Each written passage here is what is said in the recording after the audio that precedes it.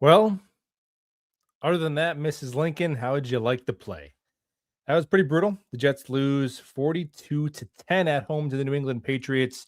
Drake May has 5 touchdown passes and 3 total incomplete sacks. And if we're being honest, if Mike Vrabel really wanted it, they could have put a 60, 65, 70 spot on this Jets team if this was a game earlier in the year where they weren't trying to get healthy and right for the playoffs. He may as well have done that. It pretty terrible. And I think that this game and what the Jets have done in the month of December makes it pretty obvious what their plan is going to be this offseason. In this game, I mean, hey, you got 2 fake punts on the same drive. Never saw that before.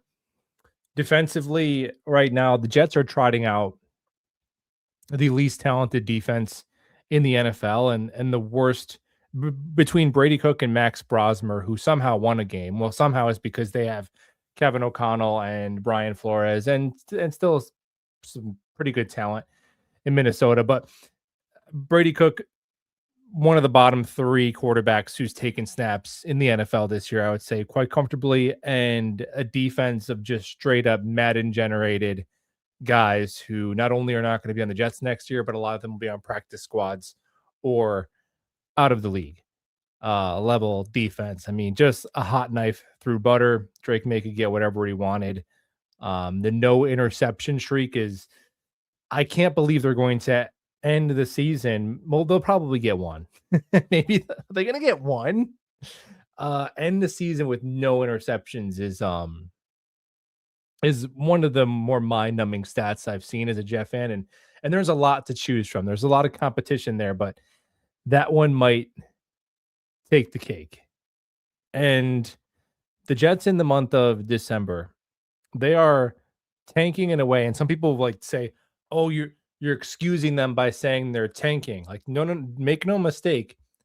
The Jets were trying to win up until what they were 3-10, and they were terrible. They were 0-7. They were terrible. Even if they played Tyrod Taylor or Justin Fields and Garrett and Mason Taylor and Will McDonald today, they would have lost by multiple scores to the Patriots. I don't think they would have. Maybe they could have won the Saints game in a way that they beat the Falcons, but they're obviously going to get their doors blown off by Jacksonville, by New England. And if Buffalo wanted to play their starters, they could give them the business too. That's not what I'm saying. I'm not saying it to excuse it. Like, oh, this is some master plan, so you should accept it. That's not what I'm saying. What I'm saying is they're tanking. Like they clearly made a decision. We are not really going to try to win a lot of games because if they were, they would play Tyrod or Fields. Yes, Fields is better than Brady Cook. Please stop. Yes, he is. He can actually he's had, a dozen games in his career where he's actually looked like a starting quarterback and fools and gives you that false hope. Brady Cook is never having that, like the Bengals game that Fields had, the Steelers game. Brady Cook is never having that in the NFL. And Tyrod is obviously better too. And anyone who has stubbed a toe or is kind of sore is sitting, right? They traded their 2 best defensive players. They shut down Garrett Wilson. They said, don't even worry about it. That is tanking. This is tanking in the most obvious way that I can remember a Jets team doing. Now, they are tanking in a way that the head coach, the GM, and the owner would all have to be on the same page for. So let's go with Occam's razor, which is the hypothesis that requires the least amount of assumptions. Do you think they are doing that to draft Peter Woods? Do you think they are doing that to draft Caleb Downs? You think doing that? You think like Woody Johnson is he's very perceptive to like media and even to some extent like fan, not like one individual fan or whatever, like, but the collective wind of media and fans and how he's being perceived. Um, do you think he's saying, yeah, AG, do what you got to do, go catch like 4 straight 50 burgers because the Jets are going to set an NFL record for the worst point differential in their last 5 games in NFL history? You think he's saying, yeah, go do that, it's cool, and we'll end up with Peter Woods? So I think and you're that close, you get to pick number 3, and you're like, oh well. Peter Woods it is. This isn't the Peter. This will not be remembered as the Peter Woods tank. Maybe Peter Woods is good. I'm not even mean to pick him out, but it's kind of just funny to say his name, right? Like Peter Woods. I wouldn't hit the same if I said Arvell Reese, right? But this is not the Peter Woods tank. It's most likely going to end up being known as their Fernando Mendoza or Dante Moore tank, right? Like I'm not even convincing you that that's good or that should happen, but I think it is very clear that that is what they're trying to do with this tank. That is, they came one short, man. That Falcons win. They could have been in the driver's seat for the number 1 pick. And they still can. So they're mathematically alive for the number 1 pick technically. And the number 2 pick they could get. So obviously they could get the number 2 pick in 2 different ways. If the Giants beat the Cowboys, which could definitely happen, division games at the end of the year are weird. The Giants could beat the Cowboys. It'd be an upset, but they could do it. If the Giants beat the Cowboys, the Jets leapfrog them because if they lose to the Bills, obviously, because that would give the Giants their 4th win. So that's the easiest way. Giants beat Cowboys, the Jets go into the 2nd pick. They can also get the 2nd pick if the Raiders beat the Chiefs, and they need like 4 out of 5 other games to happen. They need the Chargers to beat the Broncos, Falcons beat Saints, Bucks beat Panthers, Pats beat Dolphins, Jags beat Titans. They need 4 of those 5 games to go their way. So I actually think it's more likely that just one game you get one upset and the Giants beat the Cowboys. Now to get the number 1 pick, they would need the Giants to beat the Cowboys and to get that Raiders tiebreaker I just broke down with the Raiders beating the Chiefs and getting 4 out of those 5 games to go your way. Because the number 1 pick is like you're talking like a 2% probability kind of thing, but they could get to the number 2 pick and leapfrog the Giants. So we're all going to be big Cowboy fans this upcoming week because it's even to come up 1 spot. You don't know how much it's going to cost because every QB trade is different and you just don't know what other teams are calling for to come get that pick. You don't know how desperate the Jets are, which they shouldn't be desperate, but it'll be more than you'd like to move up 1 spot. It's going to be more than you like. It's not going to be as much as Giants fans are going to say on social media for the next 4 months, but it would be more than you'd like. You're probably talking about maybe like the latest of the 2027 first round picks. Could cost you to move up 1 spot. That's a nice thing to have. I'd rather keep that and move into the 2nd spot. The Raiders, I think, are just so hell-bent on saying, I think the Raiders are going to do whatever it damn takes to lose to the Kansas City Chiefs. I truly do. I think they're getting the number 1 pick. But the Giants could mess around and get a win. And the Jets could get the number 2. Which bums me out because I'm a huge believer in Mendoza. I like Dante Moore. I like him. I'm down with it. They draft him. Cool. But Mendoza gives me the warm and fuzzies. I don't quite get the warm and fuzzies from Dante Moore. But again, ladies and gentlemen, I'm telling you this here first. It ain't the Peter Woods tank. It's just no way, man. It can't be. Imagine if it was. Imagine they take him. That'd be hilarious. And he was like Aaron Donald. That would be hilarious. Oh man, but this game is just it's at this point in the season, even earlier in the year, you're like, oh well, Quinnen and Sauce and Garrett. It's like some of these guys, I'm literally like, who is that? Like I make videos about this team like every other day, and I'm like, I don't know who that guy is. Like, who are some of these players, man? And I think that games like this, and this is how the sausage is made. This is what tanking looks like. It was somehow still worse than I thought. I got to be honest. I thought maybe we'd be looking at like, 31-13. The Patriots were a 13.5-point favorite. I'm like, it'll probably be like a 17-point game with obviously including the fact that the Patriots were going to take their foot off the gas the last, 10 minutes of regulation or something like that. But it was, from the opening 2 possessions, I was like, okay, no, that's going to be much worse than I thought. And the Bills will see what they want, but even, the Bills had a rough game against the Eagles today. But of course, if they play their starters and they want to send go out with a bang in their last game in Highmark Stadium, they will be able to do whatever they want um, to the Jets because the version of the Jets that they're trotting out right now, any competent team with a competent quarterback is going to be able to do whatever they want to the New York Jets, and they are really not going to be able to stop it. And the Jets are now tied for fourth with the fourth worst point differential in franchise history. And if they lose by 36 points or more to the Bills, which I guess is possible, that's what they would need to do to get the worst point differential in franchise history. So yeah, it's definitely games like these where you look at, obviously they need a QB, right? And if you're going to get a top 2 or top 3 pick, it's like you don't know when you're going to be picking that high again, so you kind of want to get one. There's a couple that you like. And you're like, okay, well, Membu's pretty good, right? And Olu's pretty good, and Titman's good, and you have Garrett back and Mason Taylor and then Brees back, and you can kind of say that, but it when you watch games like this, it just feels like made up. Yeah, it feels so far away. It feels like, oh my gosh, we're terrible, and we're gonna trade up for a QB, and no terrible team trading up for a QB ever works ever. I don't know, man. I really don't know.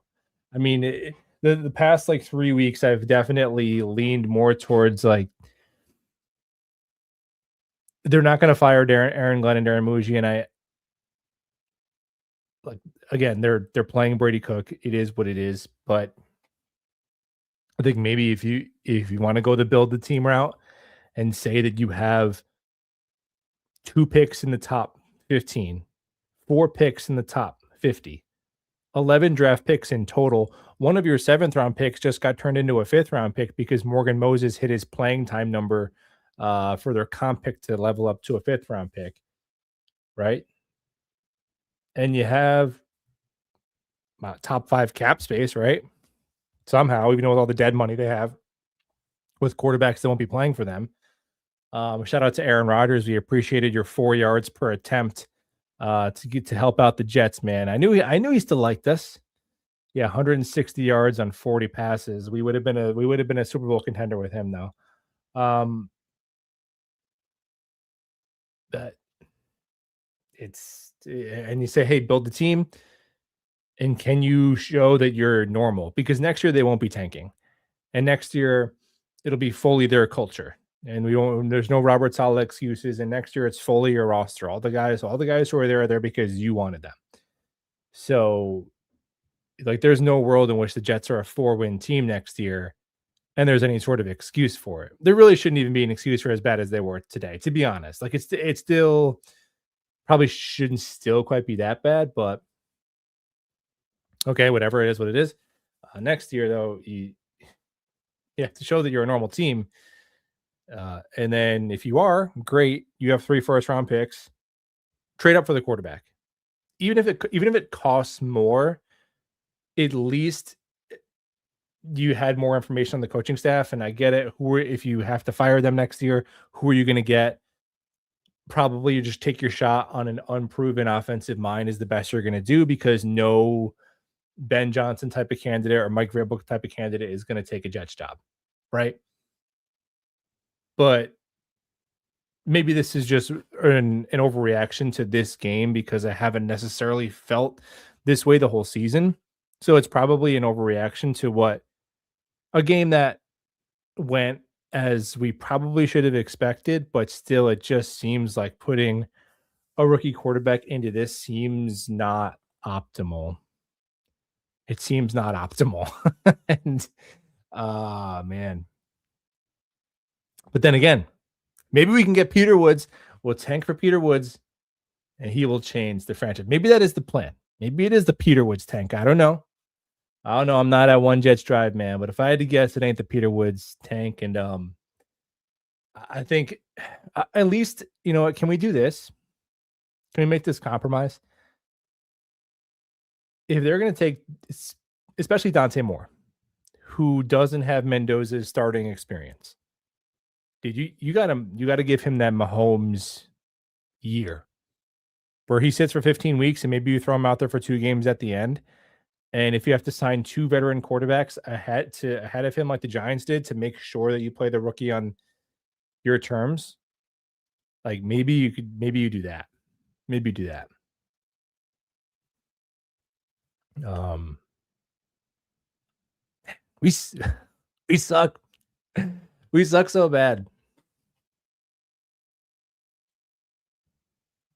Yeah, Pat's back on top after sucking for a couple of years is you don't like to see it. You definitely don't like to see it at all.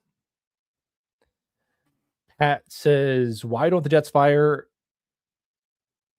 Glenn? Only thing he did was Chris Banjo, the special teams coach, and picking the GM that doesn't make adjustments. He's poor at every aspect."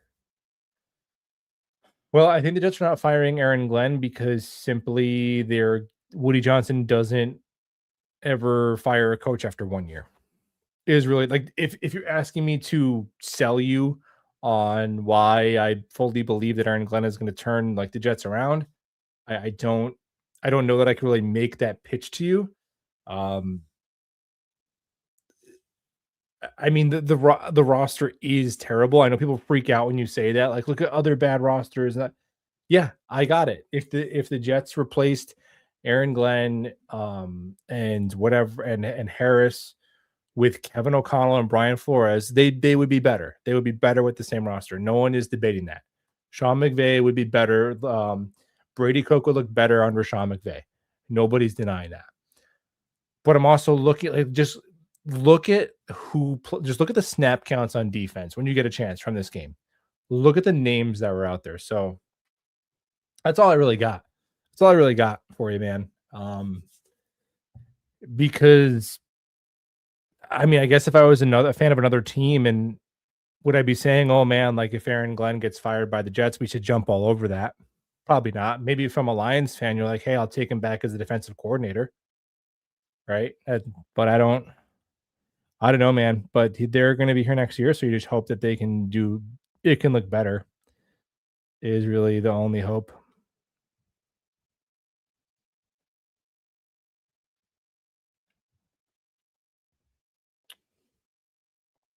Jets remind me of the national debt. Gets worse and worse.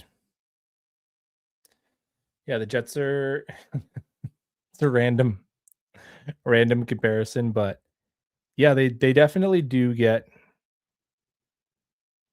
worse and worse. I've seen some like, well, keep Muji and fire Glenn. I just think that they're tethered. They're going to sink and swim together, and that's going to be up through next year.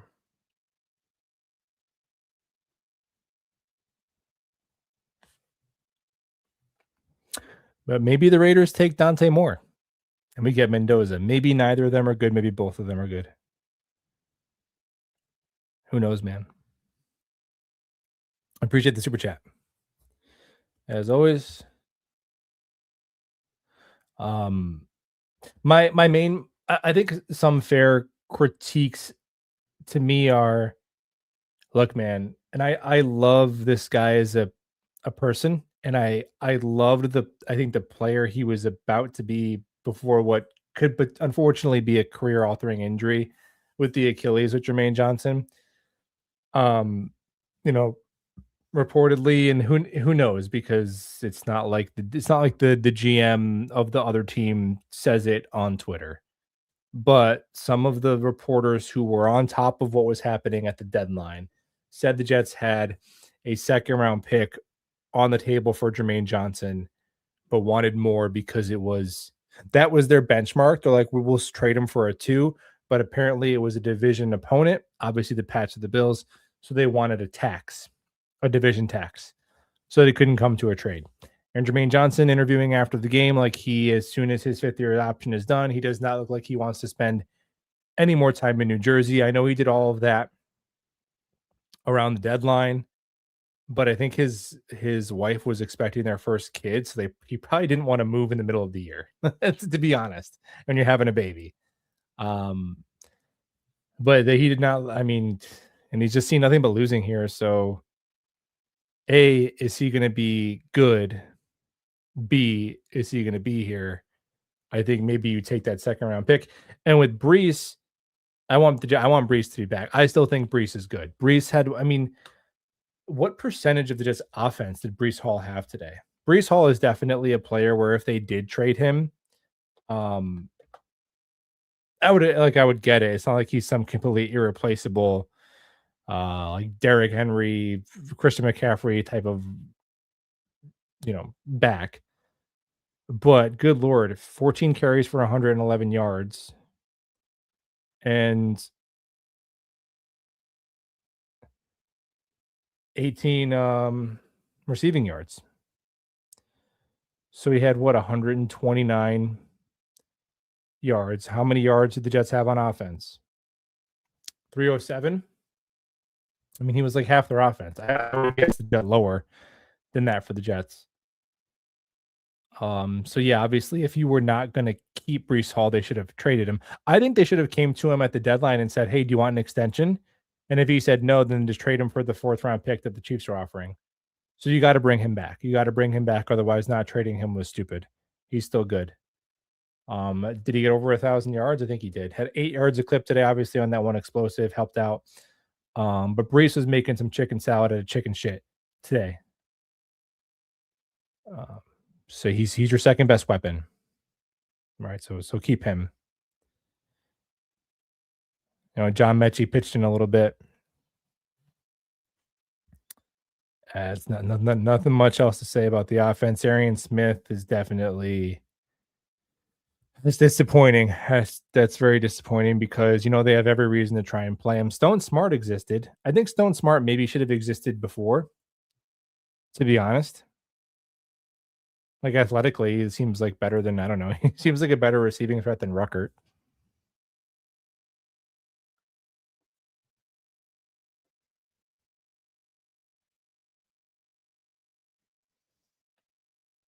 This Jets team will get beat by Ohio State right now. So, okay. No college team could be any NFL team, but let's think about this, Jay. How many players in the Ohio well, I mean, I think if you went position by position, though, on the from this Jets team to Ohio State and thought about how many Ohio State players would be an upgrade, it would be an alarming number, right? Because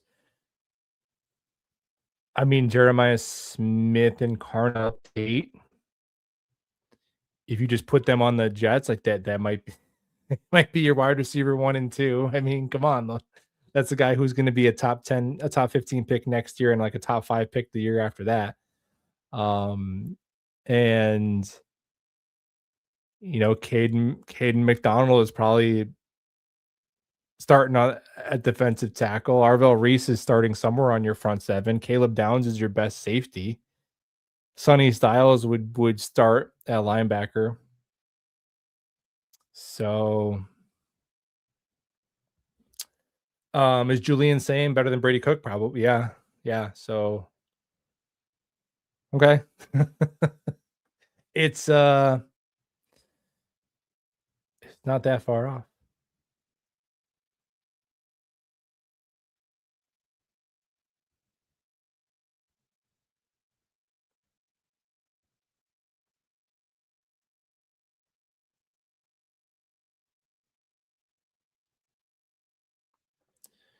Craig says, "Hey, do you know how far the Jets are away from putting out a reputable product?" I mean, more than 1 year, it seems. Well, I mean, I don't know, man. You see teams turn it around, but usually that accompanies like a coaching and quarterback change together, right? Like we saw with the Commanders and with the Patriots are the two most recent examples of the Commanders took a step back and their quarterback got hurt. So yeah, they're a bit away, man. They're a bit away. No doubt about it. No argument there.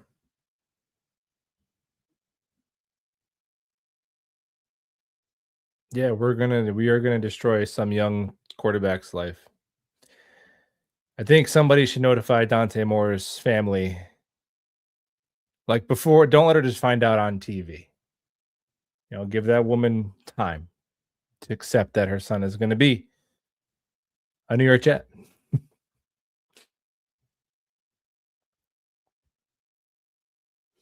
What happens if Moore goes back to school? Well, then it depends on I don't know how it's gonna shake out with quarterbacks that could be available with their mid first round pick to their second round pick. So do they like somebody as a dart shug type of pick? Shuck type of pick? Like could Ty Simpson be that player? Um, right.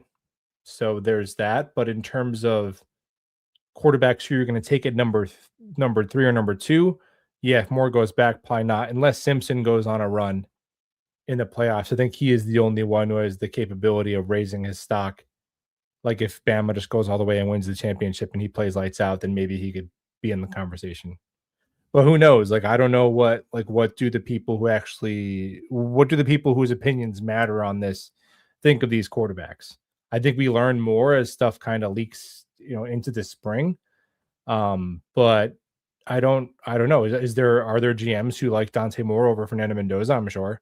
I'm sure there's at least one, right? Super chat from James. Appreciate it, man. 5-12 with Salah Ulbrich. We won 2 of the last 4. If we lose 2 games, we draft Cam Ward. It sucks, but I don't want to miss out on another QB. Well, I mean, and I'm saying completely, I don't know. Not to say that he's bad. I don't know if Cam Ward is something we necessarily missed out on. Maybe he is. I know the Titans are terrible. He is in a Sam Darnold Jets level bad situation. The Titans are so bad.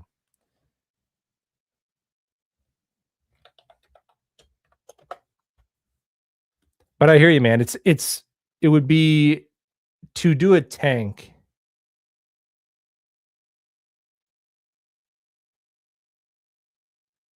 To do a tank and to not come away with a quarterback. Um, that would feel like what did we just do?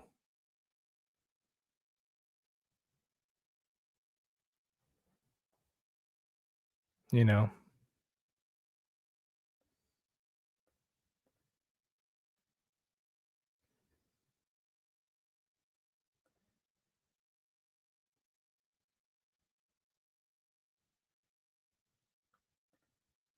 What will be the point of it all? Unless it's Peter Woods.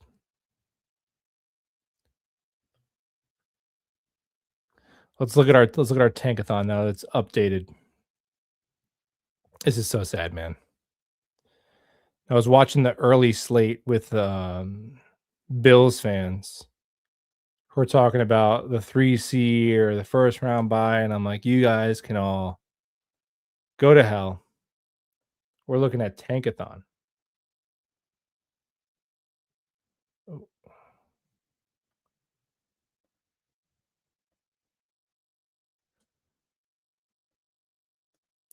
So Jets picking third, and here's the key numbers. Obviously, strength of schedule.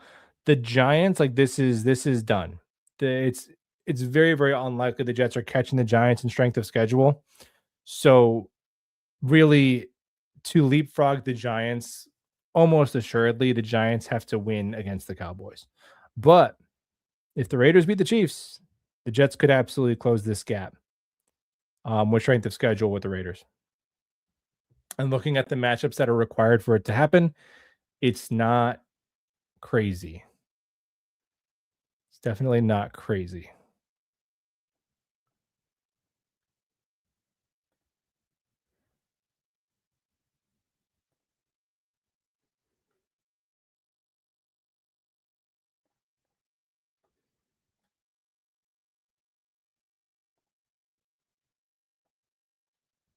Come on. There we go.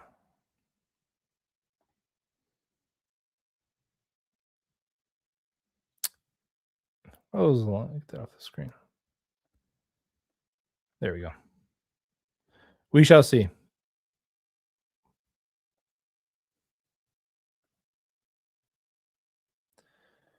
Super chat from Tony C. Thanks, man. What if the Jets feel more is not it in evaluations? Now they have to force the pick. Any chance they trade out? Go Willis Bridge, or are we stuck with Zach Wilson times two? Well, if he's not it, then no, you don't take him. Which this is why you see teams not want to turn over staffs and GMs all the time, because you don't want people operating out of desperation. Which is really why you should tell Glenn and Muji you're fired now, or you should tell them you have until 2027. Right? Those are the two options, because you want them to be able to look at the landscape of the next 2 years and all the resources they have and how to best approach the quarterback position with a 2 year and end the team building within a 2-year window. If they feel like, you know what, it's a 1 QB class, we loved Mendoza, or we loved Moore, we don't like Mendoza. You don't want that, because teams unequivocally take quarterbacks just to take one all the time. Like, remember when like Blake Bortles and Jake Locker went? Those were teams who didn't have a quarterback. They had a high pick. They just took one and they would cross their fingers. You don't really want to do that. You really don't want to do that, because you can say, oh, well, you have no quarterback. Okay, but if you take one who sucks, you still don't have one. So that is why that's why I think sometimes teams, even you could made an argument that Saleh and Douglas should have been canned a year before that, but teams hold on because they don't want like short-minded decisions to be made, right? So that's what you do. You say either, you know what, you're not it, and we're going to fire you both now, or you say you have until 2027 to figure it out.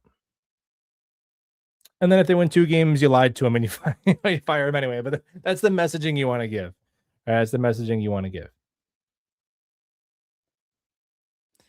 Because let's be honest, like if they take Dante Moore, I don't want to see him out there the majority of the season anyway. So in terms of the product we're going to watch next year,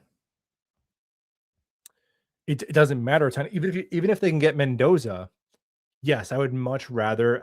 Obviously, we'd all be much more invested in watching a rookie Fernando Mendoza play for the Jets than Marcus Mariota, for sure. Not even close. But no rookie who's not like an Andrew Luck, Joe Burrow level rookie is going to come into this and like take us on win a playoff game, right? So they're not going to be very good next year. So to me, I'm looking at this as like a 2-year window, and the order of things that happen from team building or quarterback, I don't really care. If they like the quarterback this year, that's fine, because they would have had to trade up next year. So all of it is the same amount of resources. If they don't like the quarterback this year, that's fine. They can build up the team this year and then get the quarterback. It's all the same to me. It's just about making sure you pick the right quarterback. And does this coaching staff know what they're doing? That is going to be the deciding factor. Not because we didn't have a safety that we needed or whatever. Although we do need a safety.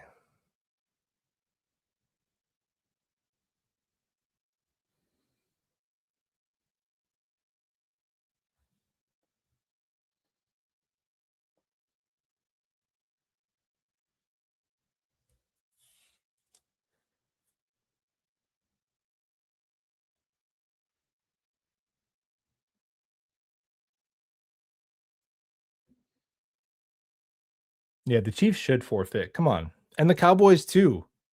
Like, the Chiefs and the Cowboys are out of the playoffs. They should both out tank their division opponents and not let them get a high pick.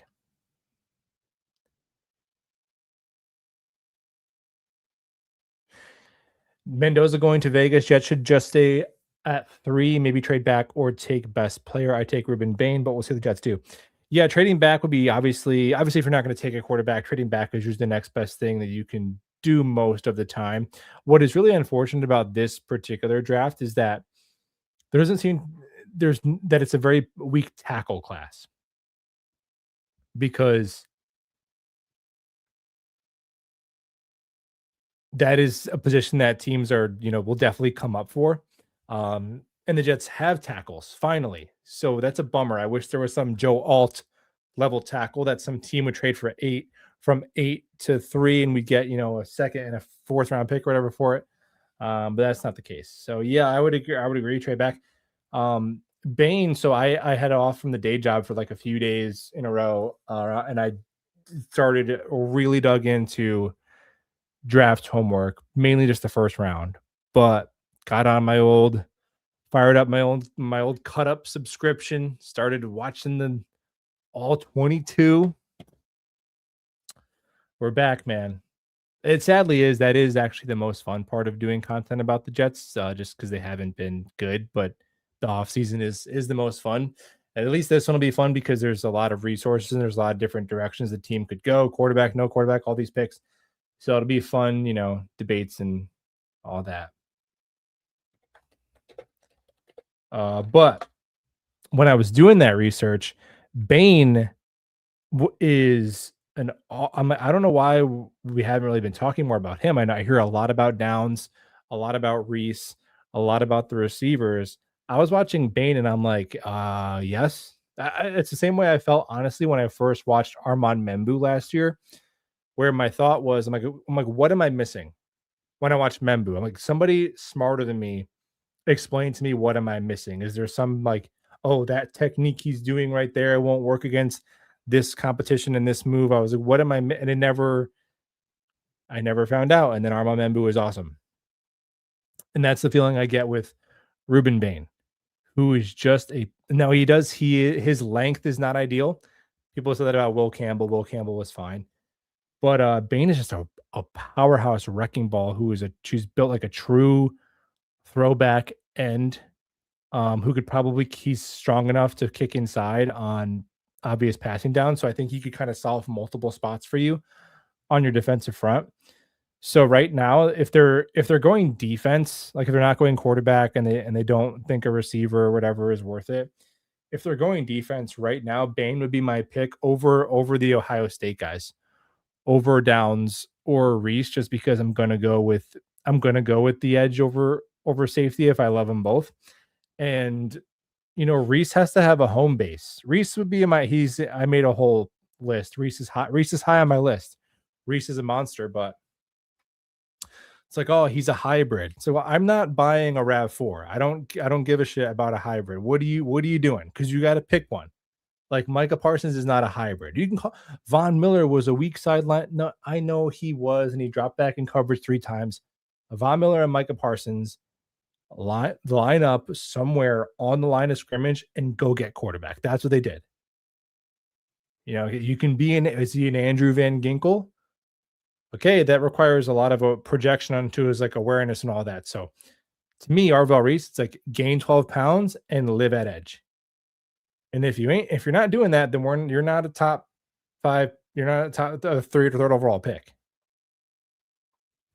I'd rather if he's doing a roaming, he's hybriding, he's morphing, I would take Sonny Styles because I know exactly what you're going to do.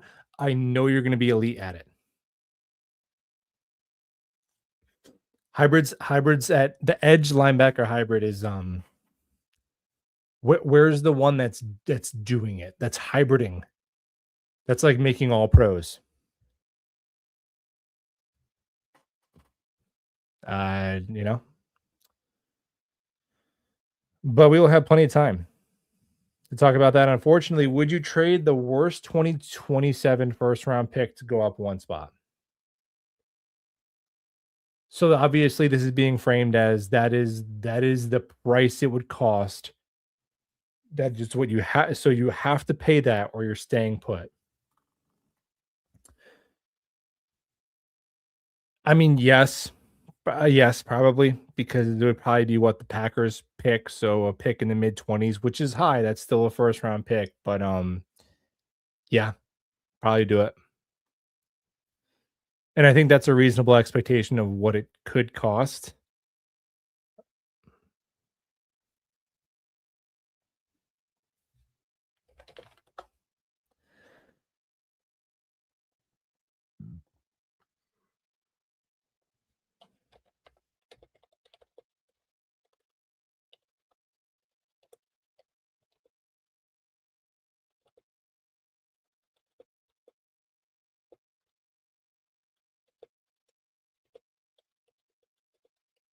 Trying to see. Yeah, so there it is. The It actually ended up only being a couple of mid-round picks the last time a team did that for a quarterback with Mitch Trubisky. So it's tough to say because then people will also point out like the Bryce Young package, but it's like, okay, that is also more expensive than most. Um,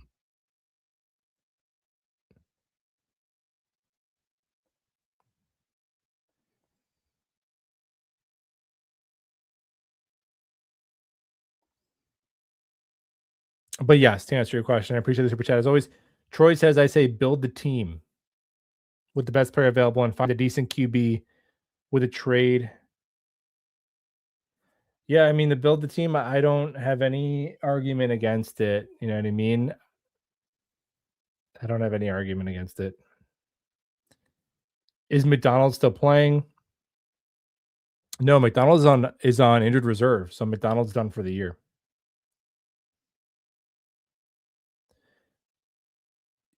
So I forgot the other part of that one super chats. The asked about Malik Willis. Um, I wouldn't. I'd be lying if I said my eyebrow didn't raise when I watched that game the other night. Now that is the only game I've ever watched of Malik Willis, like that I actually. Yeah, maybe he was on Red Zone or whatever, but actually sat down and I'm watching this whole game and he's playing in it. Only one game. And I know the Ravens, well, the Ravens, every time they show the graphic, they're like, since week 8, the Ravens are number one in all these defensive stats, and their defense is getting bitched every time I'm watching them. So I'm like, all right, the Ravens have the worst pass. The Ravens have a pass rush that's like as bad as the Jets. That defense is so bad. Um, so there's that. But dude, I mean, he had like 13 yards per pass. It was insane. And he had a couple of throws that were some layered anticipation throws into zone coverage. Um, and obviously he can run a bit. Now, the biggest response will be we tried that with Fields, and I I understand that there are similar in the way that you would run some read option and get some rushing yards, and you're probably not going to be the highest volume passing team. So if people are kind of done with that and don't want to do that again, I would understand that. But I think it's a little bit of a silly comparison because Fields had such a big sample size of what he was that it was very unlikely that he was going to drastically improve. Like my hope was that he could improve a bit and give you a full season and then like 6 games into the next year before the rookie takes over. And all in all, he played 23 games for you for 30 million. But now he played 9 games for you for 30 million, and that sucks. Now he's like crazy high paid per start. Per start for the quality quarterback he is terrible. It's one of the worst QB contracts out there. After like Tua and stuff. But with Willis, he really is more of like an unknown, and he's gotten a chance to develop under an offensive staff that we know to be competent, and Fields never did.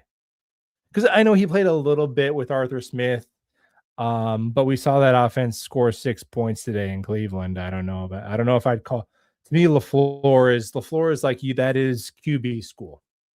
That's QB school. Like Sam Darnold got to go to QB school in San Fran and Minnesota. If he never did that, he probably never would be good. Like if Sam Darnold just went right to the Seahawks from like the Panthers, he would probably suck. Right? So Willis has gone to QB school. And good Lord, look at his last 2 in Tennessee, he was terrible. He looked unplayable. But his last 2 years, he's appeared in, what is this, 3 games? And he is, wait, is this right? This is how many yards he has? This is a lot of yards. Okay, his past 2 seasons, he's completing 77% of his passes for 6 touchdowns, no picks, 11 yards per attempt with a QBR of 84. So basically, and then he's also adding in,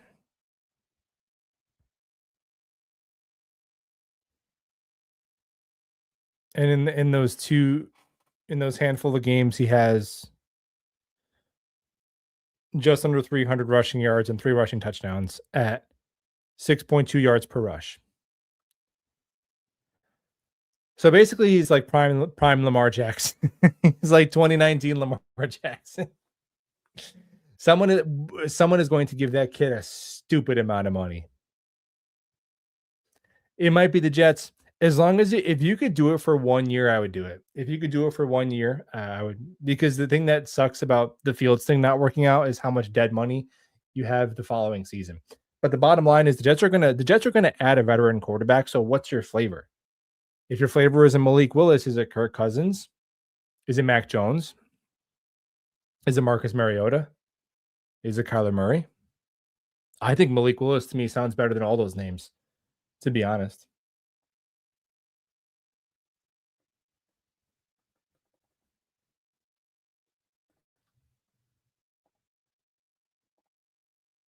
New coach? No, they're not gonna fire. I mean, I would be shocked if Woody Johnson fired Aaron Glenn.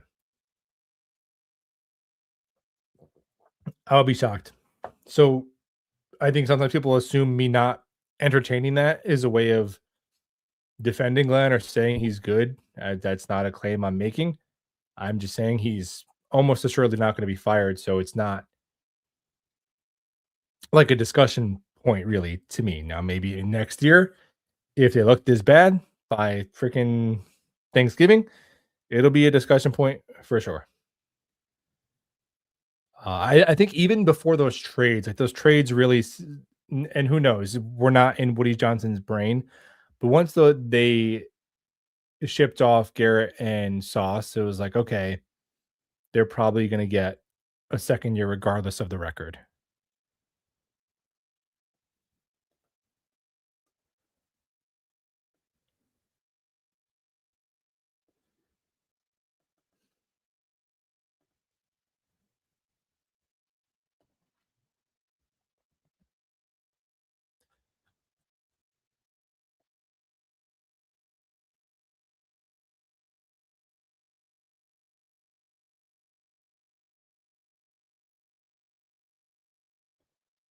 Chad Mill says everyone needs to take a deep breath and accept this is what tanking looks like.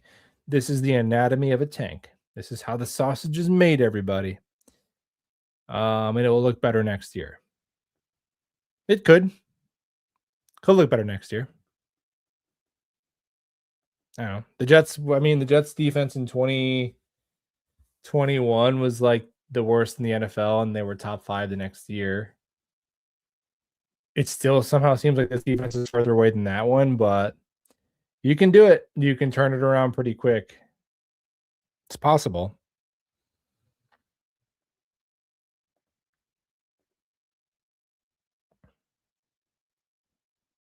Yeah, Chris Harris got left holding the bag, man. Like, yeah, you could put me on the mic.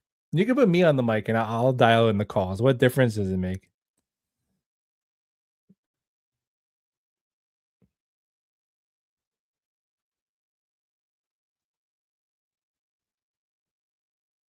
This is the result of 6 years of not being able to draft past the first round. Yeah, well, round. You're right. You definitely are right. You know, that's why to me, like with the previous front office, so I built up a lot of goodwill because look, they took some good players, right? Obviously, Sauce is a good player. That's why you got 2 first round picks for him. Someone would have traded 2 first round picks for Garrett. I'm glad we have Pittman. I'm glad we have Olu. I think Jermaine Johnson would have been worth a late first round pick if he didn't get hurt. I think he would have been a fine 3 down edge. But the same thing can be said about this front office. Like if Darren Muji takes these next 2 years and he drafts Caleb Downs and then he drafts like Makai Lemon, and then the following year he drafts like 2 other studs out of his first 3 picks next year. It's like that's not going to make him a good GM. Like I'm not going to say anyone could do it because we've had GMs that threw away first round picks left and right as well. But I think just saying like, hey, here's 6 or 7 really talented young players that I like that this guy drafted. It's like, dude, Joe Douglas had 8 picks in the top 15. 8. Do you know how many Brandon Beane has had since he's been the general manager of the Bills? 3. 3. And he's he's been the GM of the Bills since like forever. So that to me will mean like, yeah, you like it. I love it. We got Makai Lemon. We got some awesome player. Great. But you and I could do that. Guys, we could fire up a mock draft simulator. We could have taken Armand Membu. Most of us wanted Membu or Warren. 90% of Jet fans wanted either Membu or Warren. We were both correct. They're both awesome. That is easy. Anyone can do that. Rounds. And now round 7, okay, round 6 and 7, that's more of a coach's story, to be honest, if you could churn out players there. But really what has killed the Jets in their drafts is rounds 3 and 4. They just donate those picks directly to charity. And those should be starters or like a rotational player at a premium position. Like if you're a rotational edge, like if Will McDonald was a 3rd round pick, he'd be an awesome 3rd round pick, right? Like Donovan Ezeraku for the Cowboys, like he was taken at pick 40.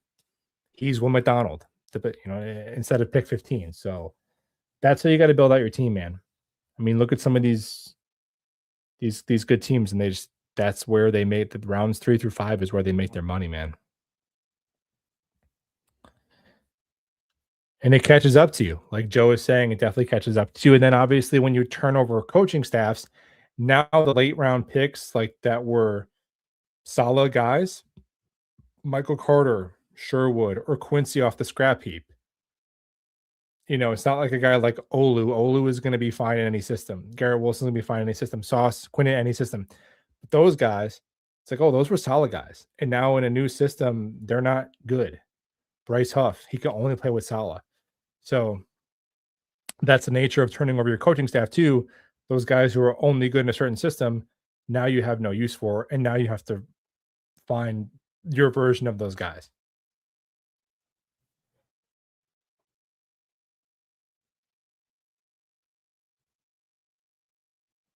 The Jets linebackers. I heard the announcer. I was driving for part of this game, the first part of this game. I was listening to it, which is like, it's even more hilarious. But I could have sworn I heard the announcer say that he was very impressed with the Jets linebackers on film. I was like, what? I was like, what film is that guy watching?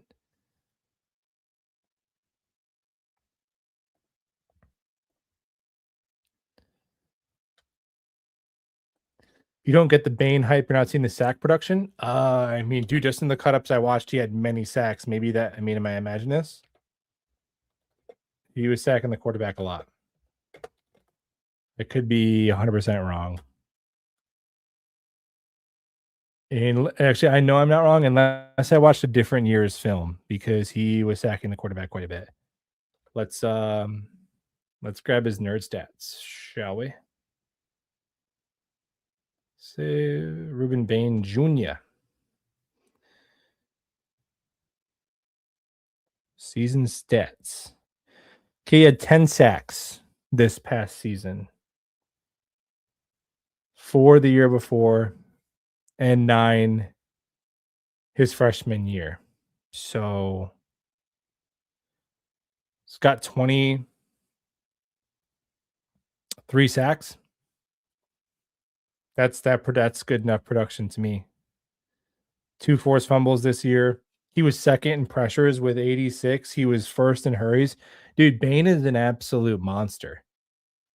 He would be he's my number one non-quarterback right now. I know he's not a sexy pick. He's like Ruben Bain is a 1997 Chevy Silverado 2500, man. That's what he is. I want a Ferrari. Ferrari doesn't. What are you gonna do with a Ferrari? You can't even drive it in the winter. You don't even know how to. You can't even work on it. You think you can change your own oil on a Ferrari? You probably need to like put an ounce of blood into like a microchip or whatever to change the oil on a Ferrari. Ruben Bain is the 1997 Chevy Silverado 2500, and I would take him if we're not taking a quarterback. You want if you watch the Rams, the way they use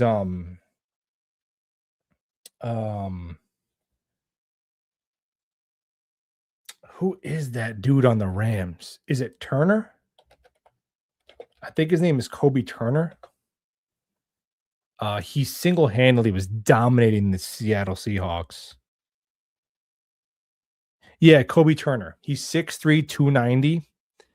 And they play him as an odd front end, which is Ruben Bain's best position. His best position is being a 3-4 end, but he could be multiple.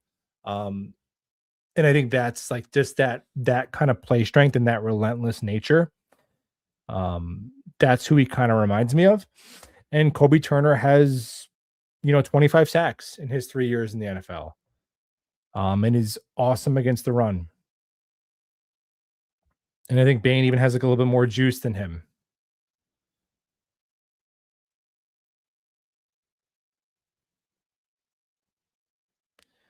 If Moore is there, cool, grab him. If not, Kendrick. So Falk, I'm guessing you mean Kendrick Falk, Caleb Downs, Carnell Tate. So those are your options for the first pick. Bain, Falk, Downs, Tate. You could talk me into any of those, but Falk, because I shouldn't say that because there were 12 guys I watched for round one and he was not one of them. But I think, doesn't he have the lack of production? Or am I thinking of someone else? Because that, to me, that matters at edge. I want guys who sacked the quarterback in college if I'm taking a first round edge, right? That was the thing with Shamar Stewart, Michael Williams. I need more than potential. I gotta get some production. But let me make sure I'm talking about the right guy here. There's Peter Woods for the Peter Woods tank, number 9 on the big board. So yeah, it wasn't that far off. Kendrick Falk.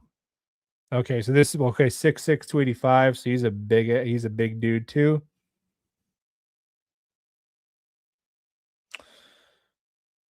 So this year he had 2 sacks. His freshman year he had 2 sacks. The year in the middle he had 9. So okay, maybe if I watch him there, because and not sound like a casual, I'm just being honest. If you have like 5 sacks in your collegiate career, I do not want you to be taken as an edge in the first round. I just don't.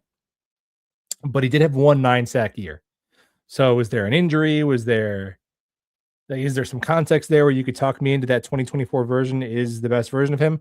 Okay. All right, I'll keep an open mind. I'll circle back to Keldrick Falk.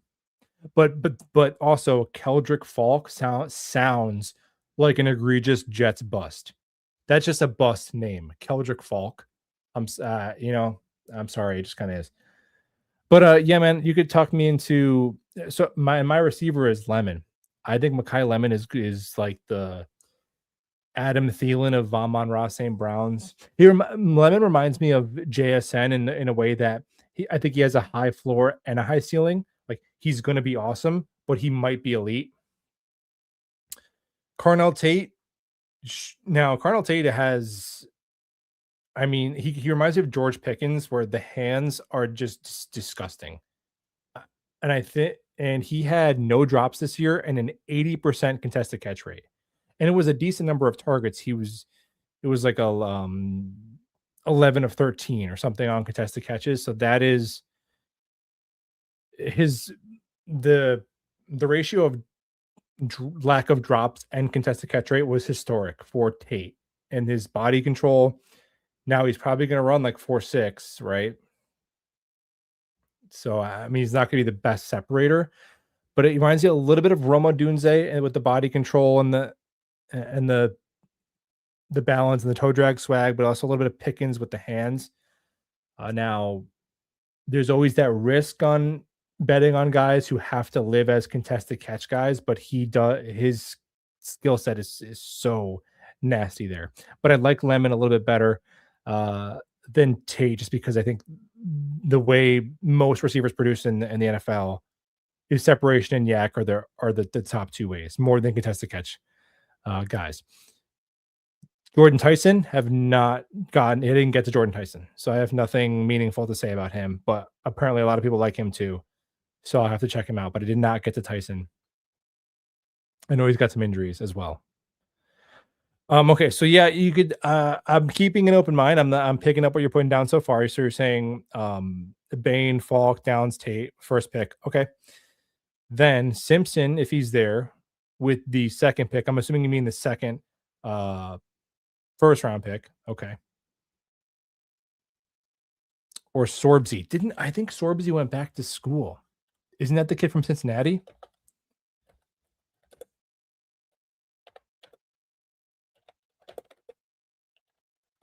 Could be wrong.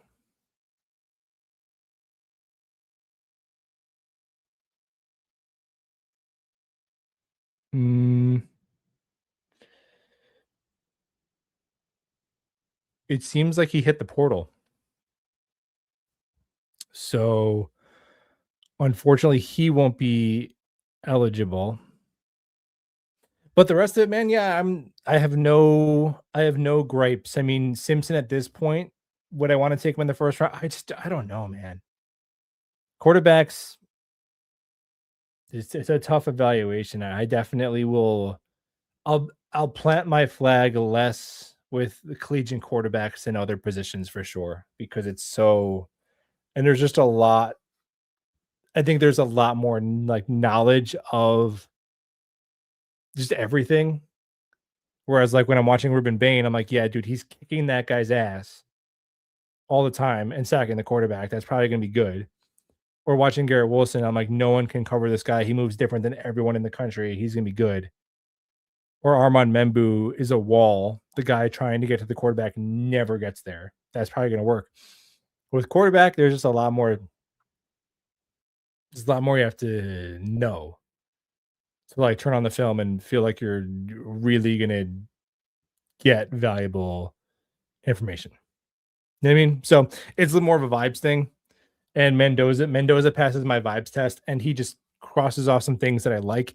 And what I like about Mendoza is that he crosses off some things that are on the resume of a lot of busts. He does not have those things, right? He has the experience, right? He's not a 1-year starter. The level of competition is not a worry like it was with Zach Wilson. You're not betting on some weird like size outlier like a Bryce Young. And I think Bryce Young has become okay, but just saying that's not a concern. So there's no limitations in terms of the prototype of quarterback that you're getting. It's not, or that he's going to be some run first quarterback like a Tim Tebow or something crazy, Johnny Manziel. And he was asked to play like a real quarterback. It wasn't like JJ McCarthy where the team wasn't even really, he was like a game manager. Mendoza at the end of the game against Ohio State, they were like, go close it. Go close it with a fade ball. Michigan, JJ McCarthy, they're handing that ball off and they're punting it. And it's not an Anthony Richardson situation where it's a massive projection of can you even play the sport of quarterback, how it's remotely played at the NFL level. So I'm not saying he's bust proof, but Mendoza, a lot of the things that are on the resumes of many, many busts are not on the resume of Fernando Mendoza. Right? Or like, Johnny Manziel, Marcus Russell, guys who are going to watch no film. That's not going to happen with Mendoza. And I don't think so with Moore or Simpson either, but I like Mendoza better overall. Carlos, super chat. Appreciate it, man. Well dressed, Carlos. maybe I should wear a suit and tie. Like who's the Friedman? Lex Who's the podcaster that wears this suit and tie every episode? Lex Friedman, yeah. Maybe I should do that. And the Jets will be good. What do you okay? So I fear the owner won't fire AG. I think you're correct in that. This regime shouldn't draft or mentor a rookie quarterback. The owner must act like the Patriots did, moving on from a former star, Gerard Mayo, and do the same with AG.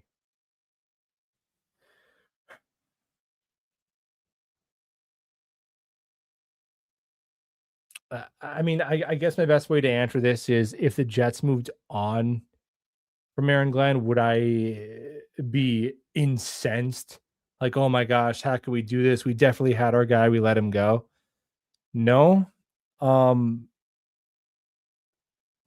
I, I'm trying to articulate it in a way that doesn't sound like cope because I know we get a lot of cope. It's like our job as Jets podcast bros. Hey man, we got Tyler Johnson, bro. The rest of the league doesn't know. We got Stone Smart, man. Give me another super chat and I'll tell you Stone Smart is good. We're like Jets only fans. So I try not to do that. Even the things that I've said that have been massively overrated the team, I actually believed it, which maybe might be worse, depending on how you want to look at things. But I don't know. Maybe this is dumb, but I think if you hire somebody to do a job, you kind of gotta let them do it a bit. You kind of gotta let them see through the project a bit. You know what I mean? Unless something crazy like what happened in Michigan or something where you're okay, your coach is arrested. Okay, of course, or Urban Meyer where he like didn't he kick a player or something and he's on film being unfaithful to his okay. But aside of that, I mean, I think if you hire someone to do a job, yes, let them do the job. There's also the part of my brain that thinks there's a massive opportunity cost with the decision of who gets to get this next QB. And we've ruined a lot of QBs. And I think that there's definitely a world where the Jets give this regime a QB and it doesn't work out. And we're sitting here thinking we kind of knew at the time it probably wasn't going to work out, but we did it anyway. And now you wish you went a different direction. Right. So I think there's a world where you look at that and that happens too.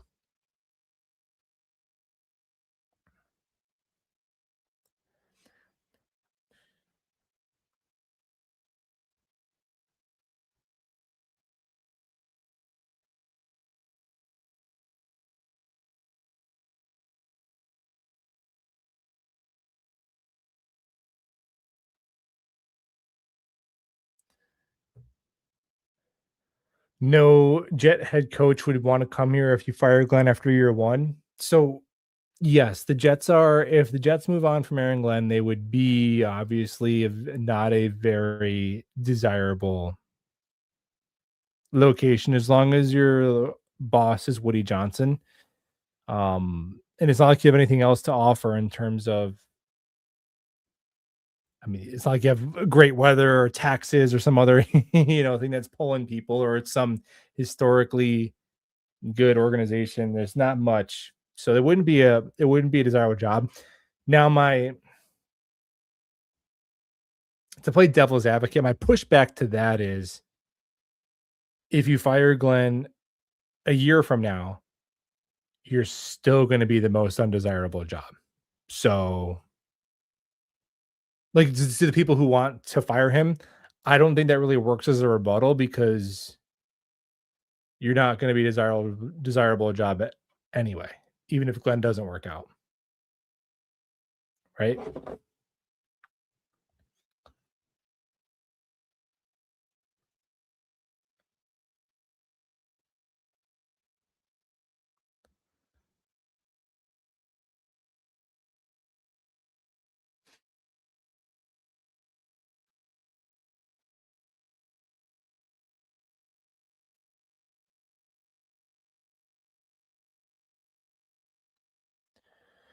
Who and I appreciate the super chat. Carlos. Appreciate it, man. Very generous. Who would take the job over AG? So that's better, that we know to be better, that we know is like even proven with the resume of a Mike Vrabel. No, there is no that person who's going to take this job if you fire Aaron Glenn does not exist. But again, if you're in the fire Aaron Glenn camp, I think these are to be honest, I think these are pretty weak. If you are convinced that Aaron Glenn is not the guy, I think some of these counter arguments are pretty weak, to be honest, because who's going to want to take the job? Who's going to want to take the job after you fire him in a year? Who do we know that's better? Like, okay, I don't know, do we know that Liam Cohen was like better? Like if you believe a guy ain't it, then you say you take your chances with another roll of the dice, right? Like, I don't know. If I look outside and it's raining and you say, point to me a day on this calendar next year that it won't be raining, that you know it won't be raining. It's like, yeah, I don't know, man, but it's raining right now. And there's a chance that if I pick a random spot on this calendar, it won't be raining. If you are of the belief that Glenn is done, he's going to be fired eventually. I'm not necessarily of that belief, but if you are, the arguments of who are you going to get or who do you know that's better are pretty weak, because then you could make that argument that every single failed Jets GM and head coach should work here forever, because you're never going to get anyone better. Did we know that Aaron Glenn was better than Robert Saleh? No. Do we know that Darren Muji is better than Joe Douglas? No, we didn't. Do we know that Tanner Angston is going to be better than Todd Downing? No. But it became a time where those gentlemen deserved to be unceremoniously packed up, and you walk into the unknown and try and make an upgrade, right? That would be the argument if I was saying to fire the coach and the GM, which I am not, right? But I think that makes sense from the people who do think that.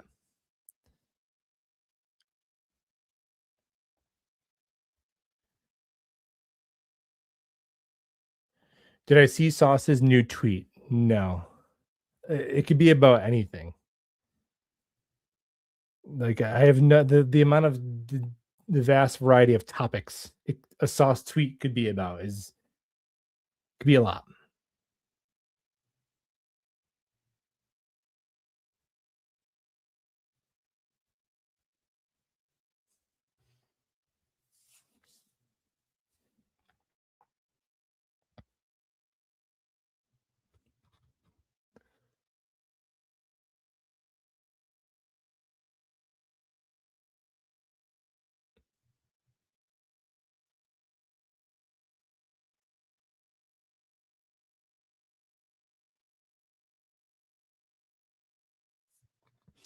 Tanner Angston isn't the problem. Yeah, I mean, Tanner Angston, I think I feel about Tanner Angston so far a similar way that I felt about Mike LaFleur early on, where it's like, I see you're trying to do stuff that's like other good teams do. You're trying to do some modern NFL things and concepts that like Nate Hackett was not doing, right? That Todd Downing was not doing. Like, okay. And in the beginning of the year, without really a wide receiver two, Garrett Wilson was having his most efficient season. Like, Tanner Angston really went into the season saying, okay, we have Garrett Wilson, and that's kind of it. And his ability to leverage his wide receiver one was really awesome in the beginning of the year. Garrett Wilson was having a remarkably efficient season. So that was good to see. But same thing with Mike LaFleur. Just having a terrible quarterback doesn't necessarily mean you're a good coordinator. It's like, well, he hasn't. So it's kind of a trust me, bro, on Engstrand. Now, I'm not saying he's terrible. He's an incomplete. We'll see what he's got. I'm encouraged that he at least seems to be of the modern NFL, unlike the Jets coaching staff last year, which was the worst offensive staff in the league. I mean, my God, yeah, I still can't believe we had two top 15 receivers and we scored 19 points a game. And look at the offensive lineman. Remember last year was like, our offensive line is trash. Do you watch games around the league? Like, do you watch the Chargers? Did you see what was happening to Justin Herbert? Did you see I mean, Aaron Rodgers was the quarterback last year. That Jets offensive line they had last year, even with Tyron Smith out there, was better than the one the Steelers fielded today. So yeah, it was crazy how bad, like how, and I know Aaron wasn't, he was, hobbled off the Achilles and up against every good defense, he was terrible, but still to not average more than 19 points a game with a capable O-line, Breece Hall, Garrett Wilson, Devontae Adams is, I can't believe that happened, man. I really can't believe that happened.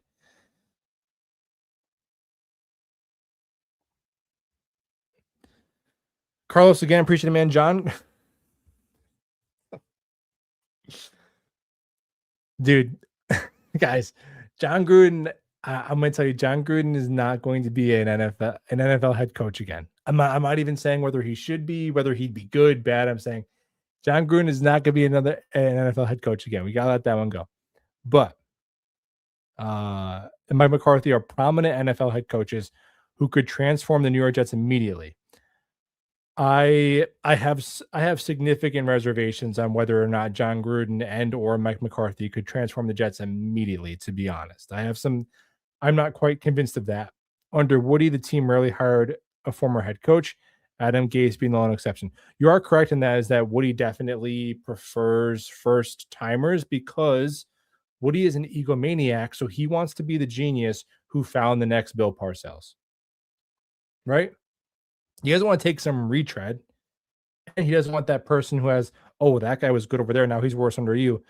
Woody Johnson wants the credit of finding some untapped hidden gem head coach. That's why he goes with the newbies. Now, gun to my head, if you're telling me would I rather my head coach be Mike McCarthy or Aaron Glenn next year, Mike McCarthy. He was I wanted them to interview him because he was a year removed from having the number one offense in the NFL. Now his team regressed the last season, and sometimes the league passes you by fast. Sometimes it's like a couple years later and you don't have your fastball and you're done. And look at Pete Carroll. He's done. He's toast. So maybe that's Mike McCarthy. And to be honest, he didn't get a job. So maybe, I don't know, maybe he wasn't hell-bent on one. Maybe he's waiting for a better opportunity. But it didn't seem like Mike McCarthy, there wasn't as much of a market for him as you would think his resume would warrant. So maybe the league just thinks he doesn't have it anymore. But sure, yeah. If you're telling me I have to put my mortgage on it, the Jets could have Mike McCarthy or Aaron Glenn, a head coach next year. Who wins more games? I would probably say Mike McCarthy. I think anyone who has no attachment or bias to either of those coaches, so no Packers or Cowboys fans or Jets fans or Lions fans, those other 28 fan bases, if you polled them, I think quite overwhelmingly, they would give you the same answer. But a lot of these coordinators, man, none of them wanted to work for the Jets. Like Liam Cohen turned down the Jets interview. Ben Johnson turned down the Jets interview. I think it was Cliff Kingsbury too. Like they just did not want to work here. Aaron Glenn did. So for now, he is the guy we got.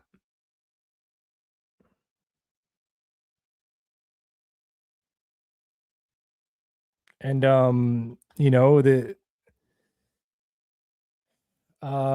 wasn't Mike McCarthy available the Saleh year or the Gase year? He was available. He's been available for two of their previous vacancies. So clearly either he doesn't want to work for the Jets or the Jets. There's not a fit. So I think Mike McCarthy's ship is sailed on him ever being the Jets head coach.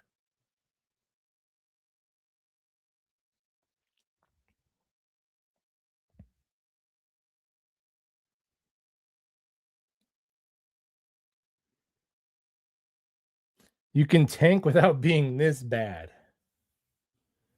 Yeah, but what's the fun in that, man? You're going to tank. Yeah, I hear you, man. I wish they had the first overall pick out of it. Rex, McCarthy, and Gruden move on. Well, at least McCarthy was in the playoffs, like what, in 2023. I mean, talking about Rex and I mean, what I mean, it's like I don't know, man. Like, should George Bush Sr. be the next president? You know, it's kind of what it's that's what it's like. Rex Ryan, again, I love Rex, but he put his hat in the ring to be a defensive coordinator in the NFL this year and got interviews and still didn't get hired. It's been a 10 years since he's been a coach. John Gruden, the last time he won a playoff game, Braylon Allen wasn't born. Like Armand Membu wasn't born the last time John Gruden won a playoff game. Maybe he'd be better than Glenn. I have no idea, but I think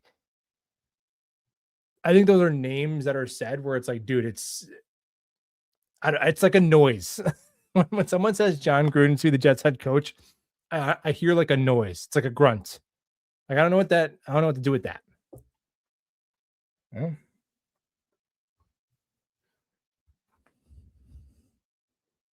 I don't know what it means. It's like my daughter in the back seat. She'll be like, meh. And I'm like, I don't know. Like, you gotta say what you want. You gotta use your words. Use your big girl words. So when people say John Gruden, I'm like, use your big boy words. Provide an actual solution.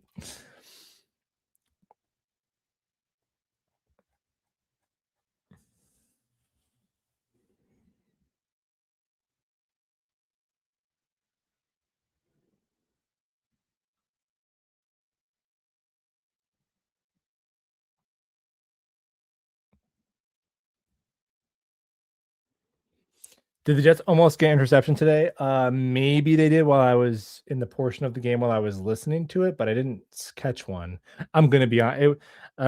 If you have YouTube TV, they have the Sunday ticket. They have where you can watch 4 games at once. And typically for the Jets games, I dedicate a whole screen to it. But this one, I was watching with company, so I couldn't say, "Hey, sorry guys, we got to watch Jets." Pats is the only game on the screen, so I had to compromise and have the 4 screen on. So and I was honestly the Browns Steelers outcome had a more impact on the Jets than this game because of the draft pick. So thank you, Cleveland. Who do I want to be the DC next year? Who's the guy from Chicago everyone says is awesome? What's that guy's name? Is it his name Harris too?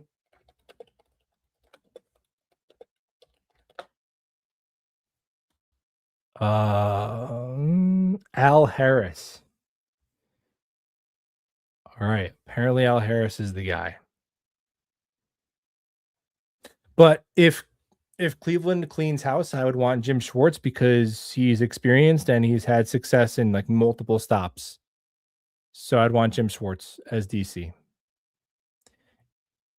If you can't get him, then we'll go with the people's choice of Al Harris. That's fine. Wait, what did Breece Hall tweet? Why is everyone freaking out about Breece Hall's tweet? What did he say? Now, whatever. Or no, Sauce's tweet. I can't keep up.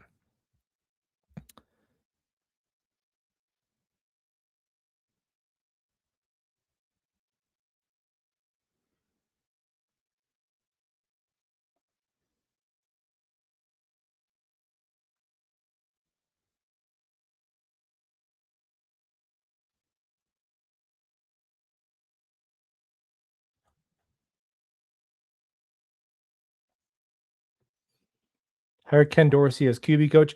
Yeah, we might like Charles. I definitely think with Charles London. Now he has been a QB coach multiple times. Some people say like he's never been a QB coach. He has been, but he cut his teeth coaching running backs.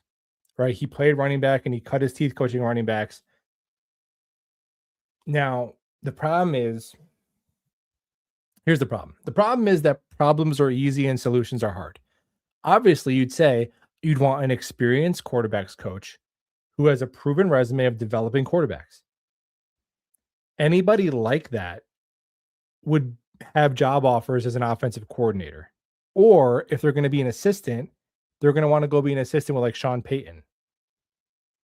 So that candidate probably doesn't exist. Now the Jets do have Scott Turner, who is a legitimate like veteran offensive person on the staff. Like I liked that hire, right? Because you're going with Engstrand, you get Scott Turner, who's been a play caller, who's called good offenses. Is it Scott Turner? They have a Turner. Is it Scott Turner? Yeah, I think it is Scott Turner, right? He's their passing game coordinator. But so I'm not going to pretend I have a name off the top of my head of some guy who's an assistant on some team who could potentially be the Jets quarterback coach. Once the season is fully over and we can start really delving into mock off seasons, I'll dig around and find some names. But I would almost rather, maybe this is unfair to London, but I'd almost rather somebody who had never formally been a quarterbacks coach before, but maybe played quarterback and exclusively worked with quarterbacks and is like, you're a quarterback guy. Because I know, and then the guys bounce around. Like some guys you'll see their resume, like a coach will coach O-line, tight end, and receivers. That's not a big deal to me. Like if they want to make Charles London the running backs coach, the receiver, it doesn't really matter, or hide in his offensive line versus tight end. I didn't love that, to be honest, either, but it seems like it's working out okay. But I think you want your quarterbacks coach to be a quarterback lifer, if that makes sense. And maybe you can reassign London because obviously he's been in the NFL forever, so you could make him an offensive assistant if you want to keep him around, but or just keep him as the QB coach and add a QB coach as assistant QB coach, or something there should probably be done, right?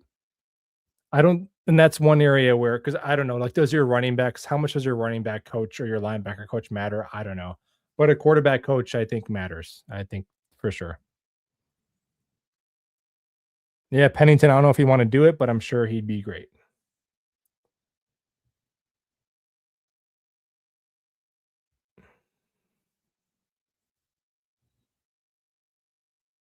Yeah, London was the QB coach. I believe it was Tennessee with Willis, and then the Falcons with Desmond Ritter. Now those guys, those QBs probably just suck. I'm not saying that's on him, but you know, yeah, Sauce gets traded in the Jets. The Colts turn into the Jets. So Sauce went he went like 1-7 with the Jets, and then like 1-8 with the Colts. Like Sauce Gardner's cumulative record on the year would have the number 1 pick.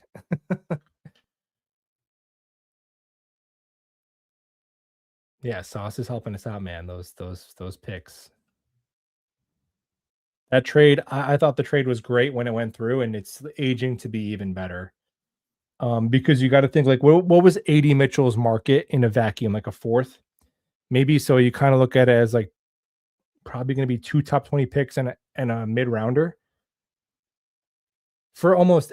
There's no corner in the league. You could even say, well, Stingley turns the ball over, like those debates we used to have, or J.C. Horn. No corner would be worth turning down that trade for. There's no current corner in the NFL. You know, maybe 15 years ago when it was Revis and Sherman, sure, maybe we could talk about it, but no corner is worth turning down that.